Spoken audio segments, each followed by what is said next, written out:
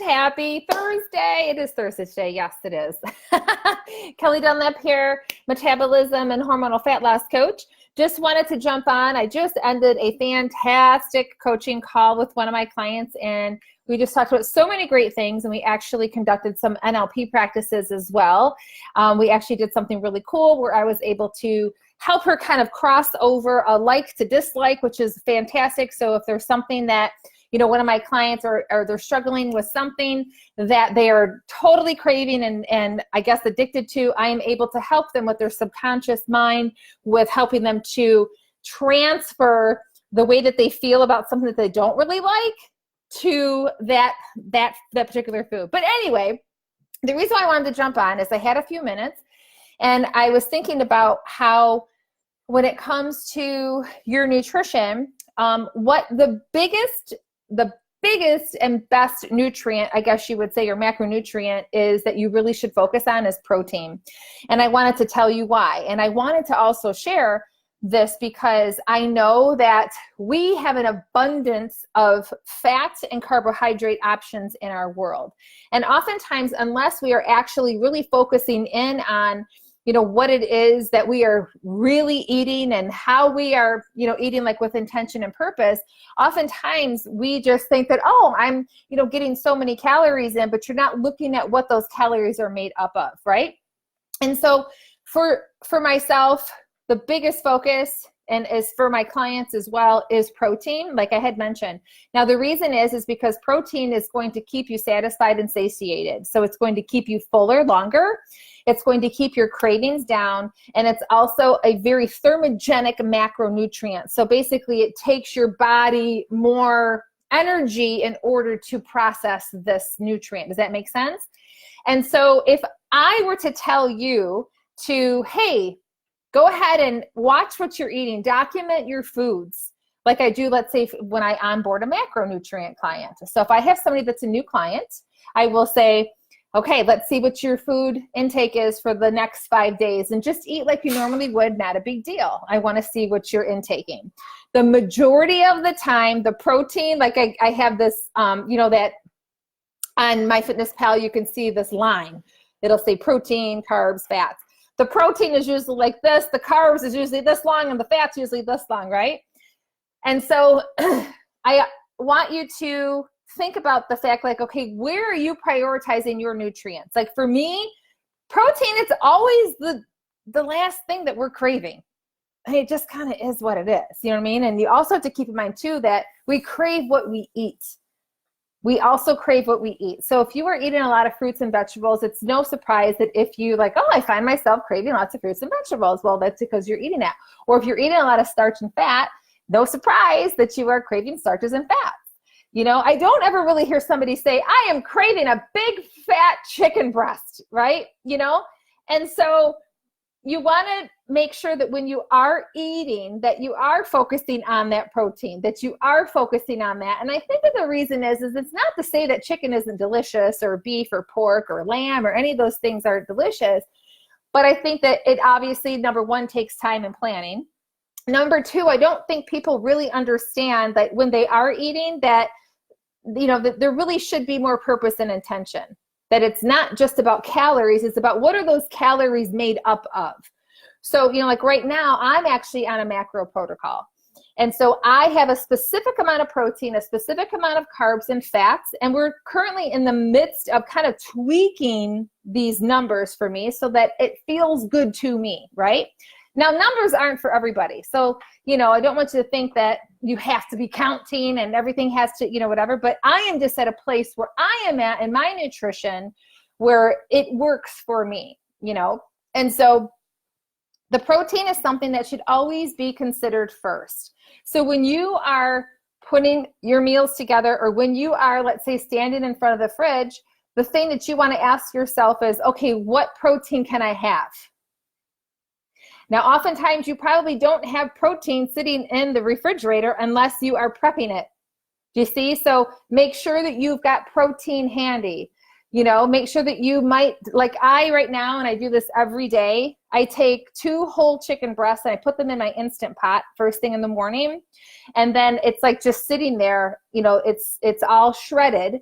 And so then when I need to eat, I can go and grab a dollop or what have you of the chicken. So it's prepared. Now, if I forget to do that, I'm caught with my pants down. Then I'm like, shit, what protein do I have? Well, I can have some eggs, but the eggs they have a little bit, of the yolk is fatty and, all that stuff. So I do love my yolk, but at the end of the day, that fat adds up. So you got to be pretty careful.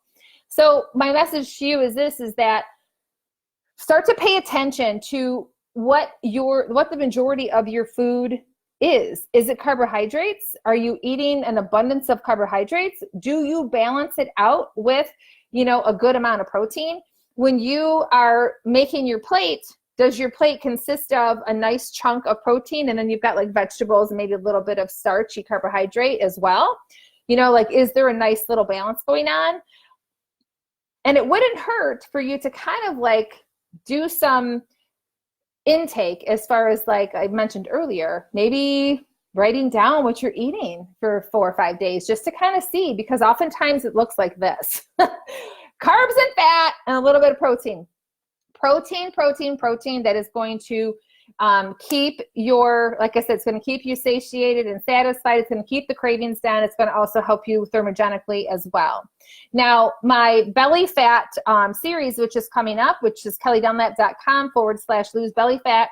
That's coming up early next week. If you want to be a part of that, we are going to talk about nutrition. I am going to be giving a clinical tool that I actually use with my current clients. So you don't want to miss out on that, because I think that this is going to be a big eye opener for so many, and it's going to help you with losing that belly fat. A lot of the belly fat is coming from, an imbalance in those macronutrients. It's also coming from your stressors, and it's just coming from, not having that purpose and intention of your own metabolic blueprint. Oftentimes people they don't have awareness of how food is actually treating them and making them feel. And so as a hormonal coach, one of the biggest things that I help you focus on is, how does that food actually make you feel? So an example, I just had one of my clients message me this morning, and she actually might even be on live with us. She said, oh my God, I had oatmeal yesterday and it was like the worst thing that I ever did. And this is the funny thing too, is because I had there's a post on my business page about eating oatmeal and grains, and I think it was oatmeal actually. And one of my childhood friends had commented about how oatmeal makes her feel. And I said, I'm the same way. It makes me crave all day and I could sleep for hours. And so my client, the same thing, she messaged me this morning. She said, I craved. It was the worst thing that I could ever do. And I'm just like, okay, well, now you know. So this is the thing, like with my program, nothing is off limits. You just start to understand what foods make you feel good and what don't. Like, I don't know about you, but I don't want to eat something that's going to make me want to sleep for 10 hours and crave all day long. Do you? You know what I mean? And so now I have a choice to make. I have oatmeal in my cupboard. My husband eats it every day. For me, it makes me feel like shit. For him, it probably makes him feel great and he's got energy. Yeah. And so for her, the same thing. She was just like, I'm not going to eat that oatmeal. It's just like, it made me feel awful. It was the worst decision.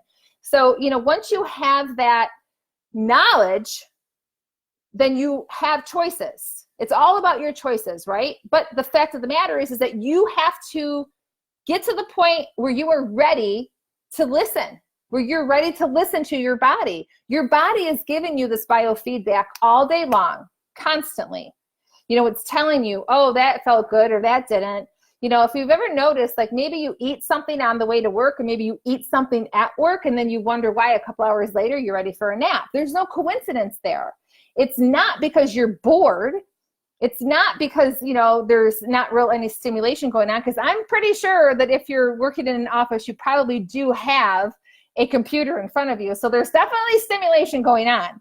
But the fact is that if you're getting those dips, you have to backtrack and you got to look at what it was that you ate a couple hours before. Now, also keep in mind too, that what you eat first thing in the morning is going to affect your choices all day long.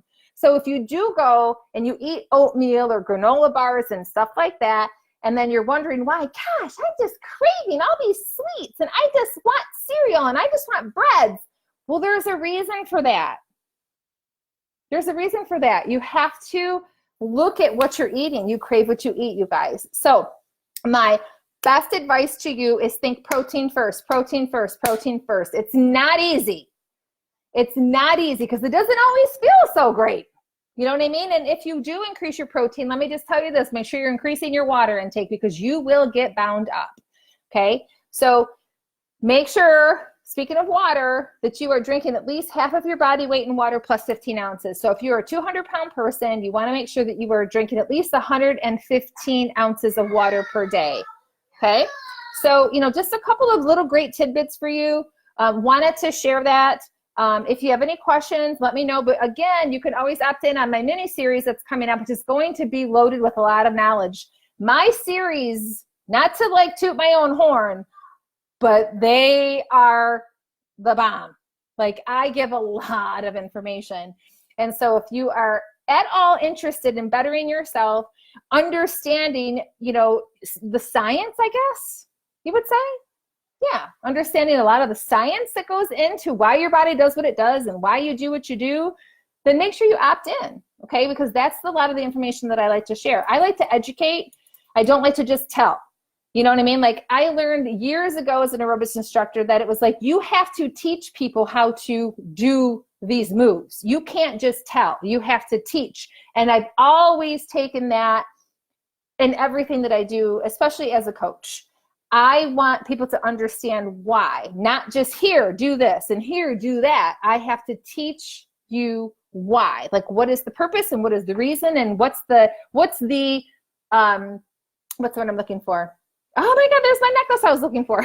It's on the floor. I'm like, the evidence. So there's always going to be evidence, right? Okay, so I'm going to go ahead and put my link in the comments. I also did go live late last night if you're interested in learning more about your menstrual cycle and like where your cravings happen, and also a really great time as far as like if you want to do your personal records and things like that. You want to make sure that you're within a certain window of your menstrual cycle. Okay, so some really good scientific tips there as well. And so if you have any questions at all, just let me know, but I'm gonna go ahead and put this link in here. It's kellydunlap.com/lose belly fat. So it starts next week. Hope to see you there. Have a great day. Ayana is playing with the water in the sink, so I better get in there. We'll talk to you soon. Bye, guys.